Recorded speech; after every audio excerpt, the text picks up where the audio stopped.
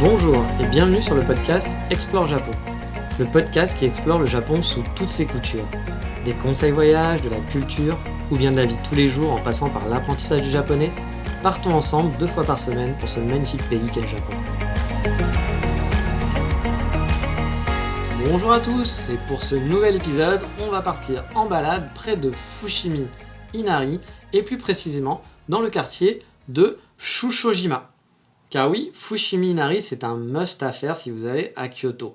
Mais il ne faut pas être agoraphobe, car vous allez croiser une horde, des centaines et des centaines de touristes. C'est pas le pire coin de Kyoto pour ça, mais c'est pas le plus agréable non plus.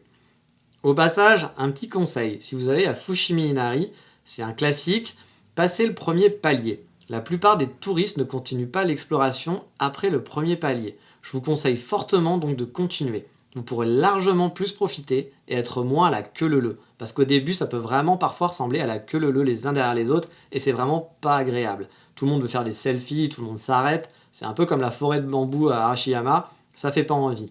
Si vous passez le premier palier, vous allez voir, il y a un premier palier avec une belle vue sur Kyoto et que vous continuez l'exploration, vous serez beaucoup plus tranquille.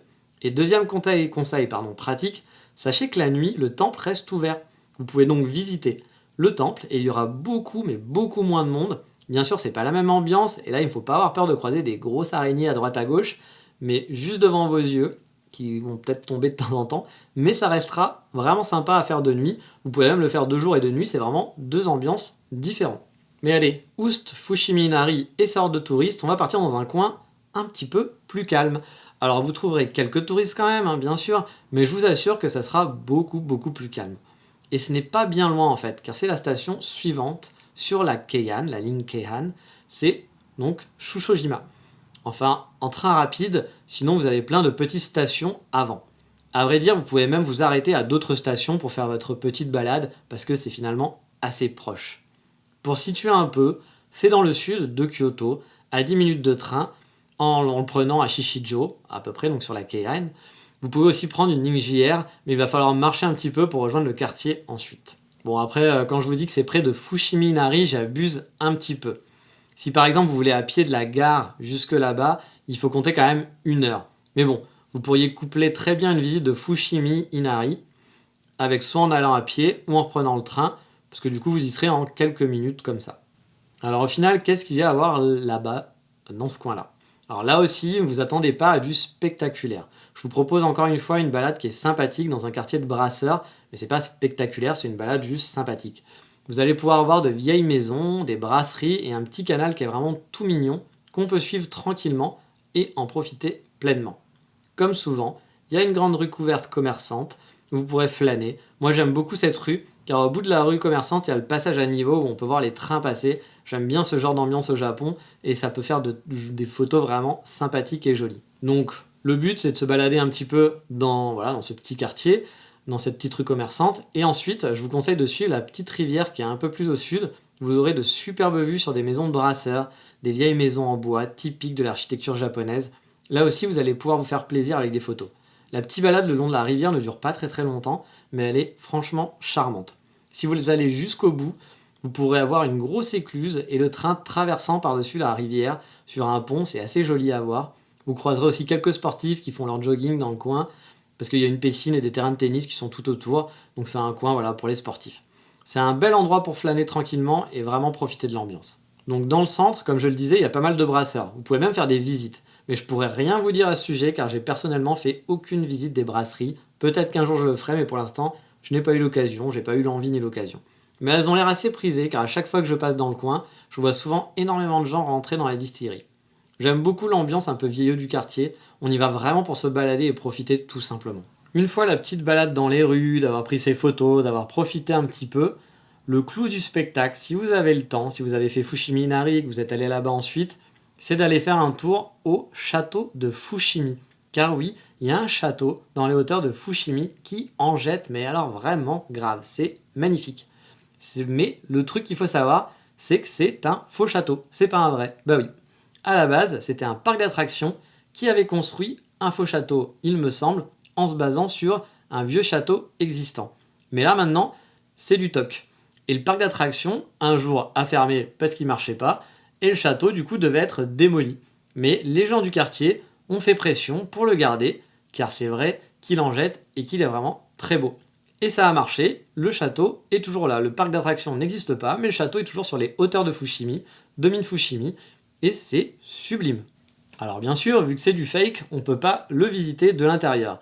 Il est fermé, mais on peut se balader tout autour, car maintenant c'est un petit parc, avec un terrain de baseball, et par beau temps, honnêtement, la vue est magnifique. Ça claque, j'adore y aller de temps en temps, je suis toujours, enfin pour moi c'est un des plus beaux châteaux finalement visuellement, dans la région en tout cas, avec peut-être le château d'Osaka, mais ouais franchement il claque, il est joli, il a de belles couleurs.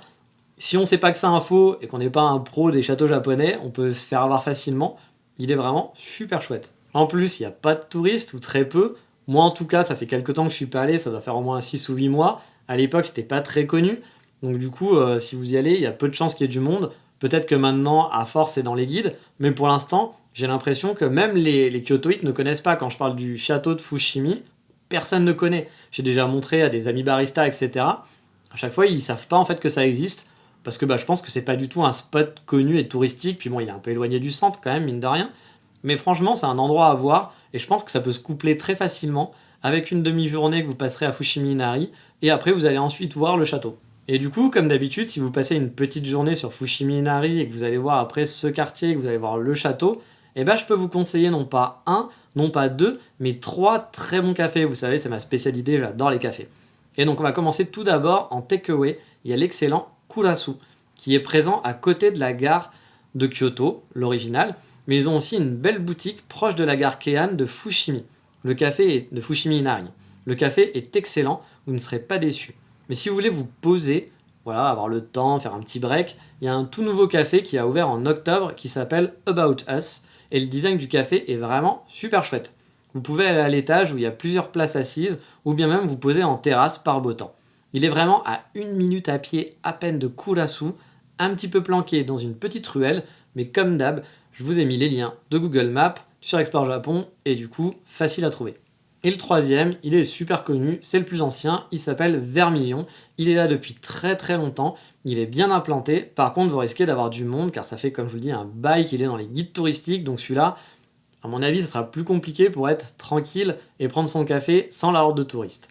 Donc si un jour vous allez à Fushimi Inari et que vous n'avez pas envie de courir pour retraverser, parce que souvent les gens font Fushimi Inari puis vont aller à l'opposé à Arashiyama et du coup il faut tout traverser, ça peut être un petit peu, voilà, si vous aimez prendre votre temps, qu'à Fushimi vous voulez monter tout en haut, faire la petite randonnée et vouloir continuer votre balade, je vous conseille vraiment d'aller voir le château et de faire ce petit quartier qui est franchement super mignon. Pour une balade, c'est hyper agréable. Mais voilà, cette petite balade qui est très très courte aujourd'hui, elle est finie, mais on va passer forcément au coup de cœur du moment.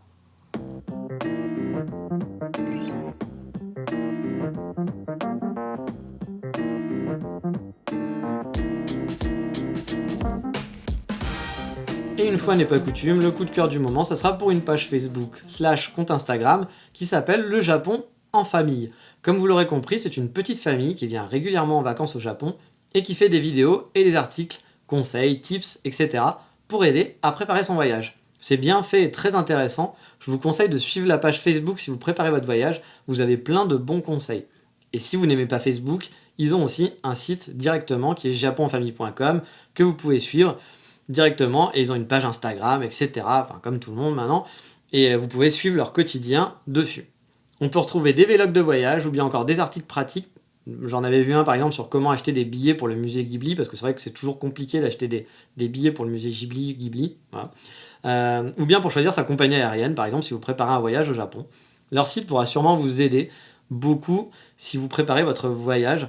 Et ça fait jamais de mal de recouper plein d'informations, d'aller vous renseigner sur ce site-là, d'écouter mes podcasts, d'aller voir d'autres sites. C'est toujours bien de recouper pour essayer d'avoir la meilleure information, puis l'information qui vous correspond le mieux, parce qu'on a tous des façons différentes de voyager et de préparer son voyage.